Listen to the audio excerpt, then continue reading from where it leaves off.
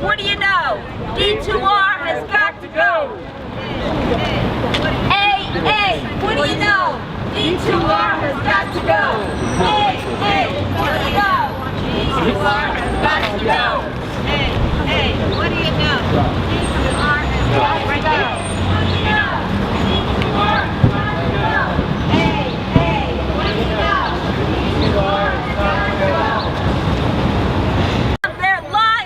They're lying. Retires are not flying. Doug Parker shut it down. All retires around the ground. Hey, what do you say? Got to be a better way. Hey, what do you say? Got to be a better way. What do you say? Got to be a better way. Hey, what do you say? Got to be a better way. Hey, what do you say? Got to be a better way. Hey, what do you say? Got to be a better way. Hey, what do you say? Got to be a better way. Hey, what do you say? Retirees are here to stay. Retirees are here to stay. Retirees are here to stay. Got to be a better way. Hey, unfair to American Airlines retirees. Hey, unfair to American Airlines retirees.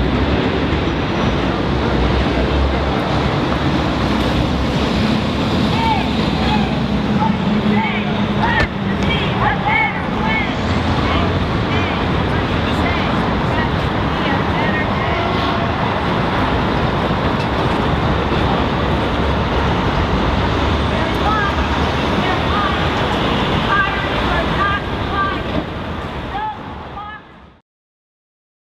Of KPMG, our independent public accounting firm. Caroline Ray will serve as secretary for the meeting. I want to start by thanking our friends at Latham Watkins for allowing us to hold the 2017 annual meeting of stockholders at their New York offices yet again. They are good partners and friends of ours. I'm going to start with a brief review of the agenda for today's meeting. We'll begin by taking care of some housekeeping items, and then we'll move to the official business for today's meeting, consideration of the proposals described in our proxy statement. At the conclusion of the final business, we'll then provide an overview of how the company is doing, and then open for.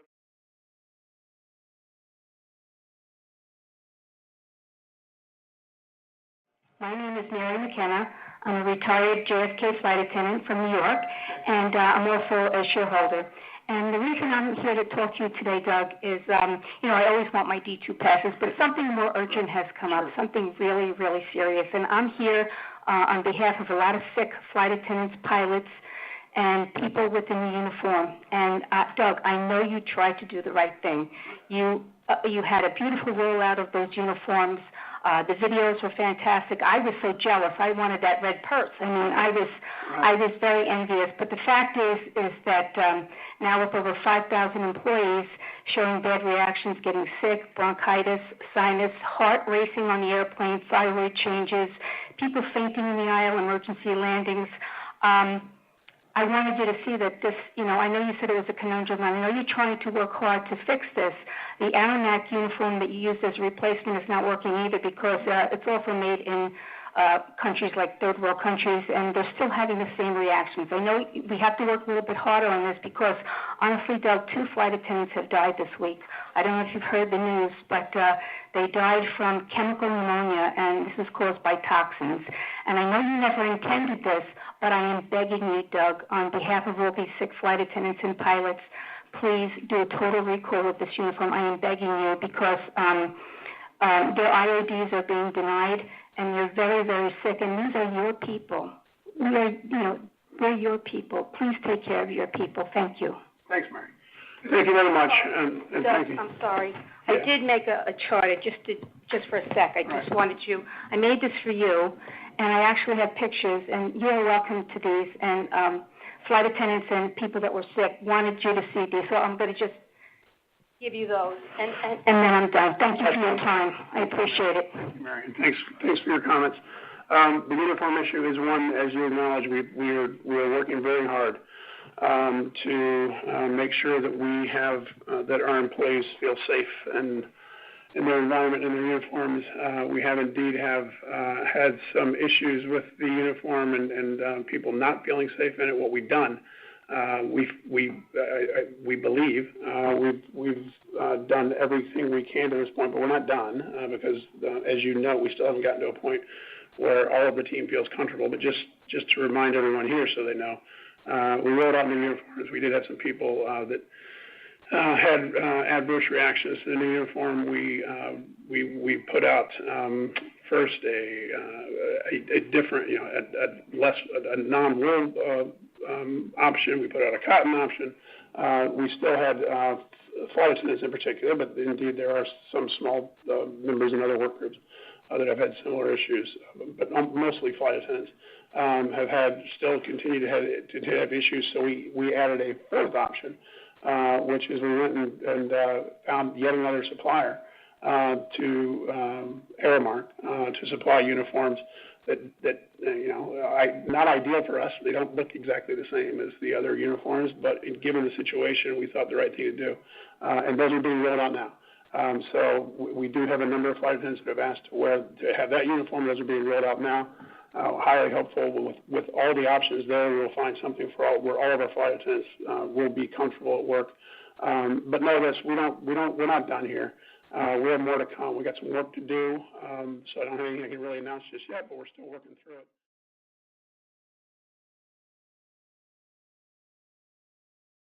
Ambassadors of American Airlines. We should be loyal. We should promote the American Airline product. This loyalty is now questionable. The toxic culture exists. When I started with American Airlines, in 1968 till now, almost 50 years later, I worried whether I would get on a flight and enjoy the benefit that drew me to seeking employment with an airline. And not just any airline, but American Airlines. I wanted to be a good employee. I did not want to lose the job that I had sought, especially one with flying benefits. Being demoted to D2R is just that, being demoted, having something taken away that I was told I would have in retirement. It's not about getting on a flight, it's about a broken promise, not whether I would get on a specific flight. Shortly after 9/11, my work group, Fleet Service, gave up nearly $600 a month in salary and benefits. At that time, this was a mortgage payment. Other work groups did the same. All this to prevent American Airlines from filing bankruptcy, with the promise to return our well-earned benefits if and when American returned to profitability. That never happened. If the work groups did not agree to these concessions, American Airlines, at most probability, would have filed bankruptcy. Mr. Parker, if the employee concessions did not place, there would be a good chance you would not be here today. You are here because the concessions gave American Airlines the chance to survive and eventually merge with US Air. The American Airline employees that did this are your retirees of today. The same group you took away their boarding priority and downgraded them to D2R. In January 2017, American Airlines issued 2 tickets to paradise. 2 space available tickets. Included in this wonderful benefit to the employees, go to page 2. How many pages are there, Rich? That's it. All right. No, What? that's it. All right. Cool. Okay, this is on the 2 tickets to paradise. And they also gave retirees that retired after December 31st, 2016 and before July 2017. Again, to shun the retirees who gave up so much to be where you are today. Mr. Parker stated at the 3 Diamond Club annual meeting in Jamesburg, Virginia, that he would not treat one retiree group differently than the other. Why did they not give us 2 tickets to paradise? I asked the board of directors to right this wrong. Use your influence on Mr. Parker to to correct the toxic culture that exists with retirees. Last time I was here, I spoke briefly with 2 board members. I believed, I really did, that something would happen. Mr. Robinson told me the board was looking into it. And yes, and Mr. Robinson's not here, so I can't ask him to elaborate on that. But one thing I want to say from listening to all this, you think of the board of directors like you think of the Supreme Court at the State of the Nation. What it is. You know what it is. And not so. I got to speak and introduce myself and shake the hands of 2 of the board members. And first impression to me is very important, and I felt good. I sat behind you guys, and not intentionally, and you listened to everybody that come up here and said something. I watched you. You listened to every word, and I appreciate that. They don't cost you any money.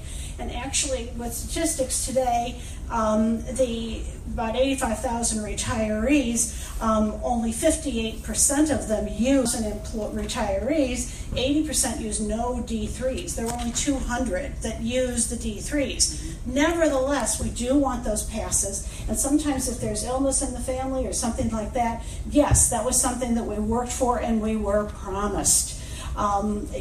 Welcome to look at our website. We're all proud of what we did and of what we did in the past. The AMRRC was incorporated with probably the only 501c4 retiree organization, and we are the most inclusive, the most diverse, and the most active. We have thousands of members, and our membership is growing every month. And all we're asking for is something that doesn't cost you anything to provide. We were tremendous ambassadors for the company, and I think it was a false assumption. I don't think you realized how much those passes meant to us.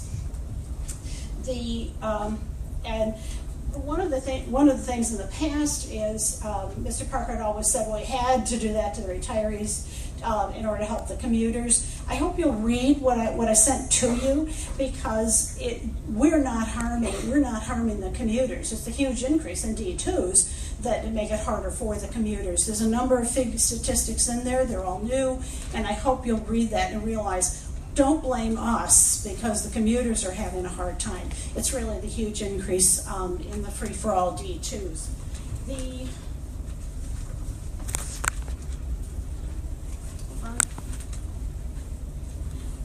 have a couple things. Again, you were talking about numbers, but let's talk about people. I'd like to see American Airlines be more of a people-oriented corporation, which it was in the past. I see a lot of divisiveness, which I shared with you. We never had that in the past. The employees never resented the retirees. We were all proud that we worked for the company. And you do have tremendous profits, but it's also a benefit because of the low cost of fuel. It was $11 billion surplus, because airline surplus a year ago because of the low cost of fuel. Now, if the price of fuel goes up, how are we going to maintain? So, one of the things, when I first came to this meeting 4 years ago, everyone said, oh, we're going to make American Airlines great again. Well, I guess you're making a lot of money for some people, but we do have to think about the passengers. Which was the first one? American Airlines invented, that's not the first one, hold on.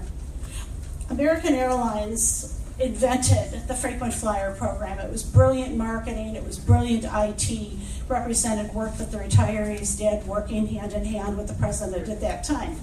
So we were number 1 for all these years, but now we're number 23. This is and Southwest is number 2, and considered to be one of probably the best frequent flyer programs. But I'm really sad to see us at 23. Also, American Airlines credit card used to be the most popular credit card in America, but it isn't anymore. It's way, way down on the list, probably because For your best customers, and I don't understand marketing, where your best customers now have to pay twice as much for their mileage awards. So they're kind of shifting, to other credit cards. Then also, the advantage to being the number one credit card was all the brand loyalty. So I think you've kind of lost that. The next is, the best and the worst. The best and the worst, this is January 2017. So, it seems that each year we're moving down the list, not up the list. The best and the worst, American Airlines came in last. There's last around here of the 8 categories. American Airlines was last in half of them, second to the last, third from the last. All the categories that they value with on-time performance, baggage performance, and things like that. It's very disappointing to me because American Airlines was never at the bottom in the past. And that's where it is in that particular rating. There's also airline elite flyers find fewer perks, and a concierge key member, the highest classification for frequent flyer at American Airlines, he even knows he's being shortchanged. So there's fewer FERC, but again, taking away from the best customers. Then there's, can it really be this hard to board an airplane? One of our suggestions is to eliminate a category, the D2R. There's very, very few of us. If you look at the numbers, we're a very, very small percentage, and it would not impact the entire list, but it'd be one less category. You'd also have one non-rev travel planner rather than 2 programs, and you have senior employees that also would like to have their retiree passes that they worked for decades. In the future, if you're looking for an early retirement, last early retirement flight attendants, over 2,000 volunteered because they thought they'd had their passes. The next one, 200 volunteered. So, but we're still a very small percentage. If you look at the standby list, you'll see maybe 1 D2R out of 30 or even 50 standbys. We're a very, very small percentage. But we haven't lost our conviction that we want what we worked for. Is there another one in there? It shows the disabled Yep, I am. The disabled passengers are complaining about fair treatment. There's too many stories on the internet. Of course, you know that we had congressional hearings with the House and the Senate about passenger treatment. And it's very disappointing to us as shareholders and retirees that Mr. Parker recently announced that we're going to have the tightest coach seats you can possibly find. It's going to be 19 inches, I guess, just like Spirit. And at the hearings, United was able to point out that they have more space for their coach passengers, which is kind of embarrassing.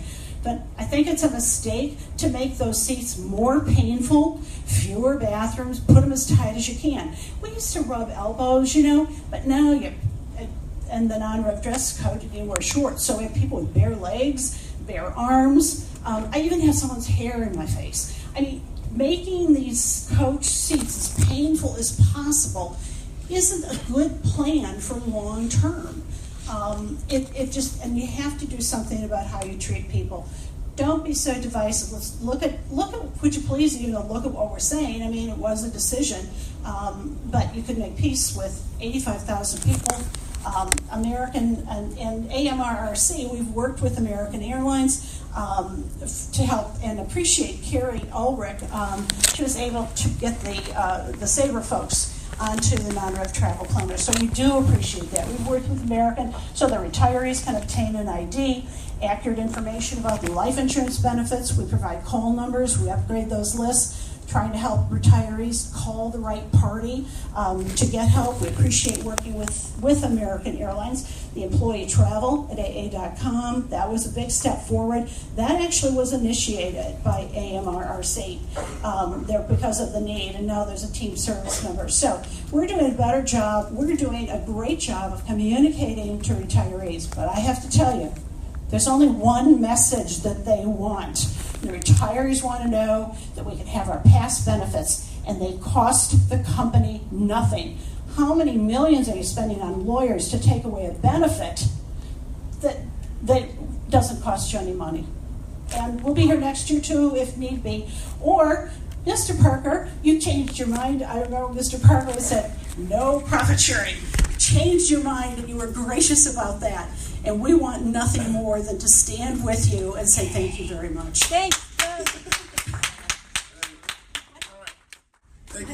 Can I have a quick minute? If it's quick, please. I worked 48 years ago for American Airlines for 40 years, and I came down with cancer. And I was told, don't worry, we can't take you back because you couldn't do the work. Unfortunately, my cancer spread, so I can't lift more than 10 pounds. You will get all your benefits. You will get all the flying benefits. I'm Canadian, so I was traveling back and forth to Canada. They took away my benefits 2 years after I retired because of this. This, to me, I thought, if I retired because of knowing that I was getting all my benefits, it hurts. It hurts people. I'm just one person that gave you 40 years of my life to this company, and I loved my job. I loved doing what I did, but I also retired knowing that I was retiring with all the benefits that were given to me. Now I'm D2R. Somebody could come to the airport 1 minute before me that's worked maybe not even 6 months, but because I retired, but I was forced to retire, they don't see that. So yes, Mr. Parker, we need our D2s back.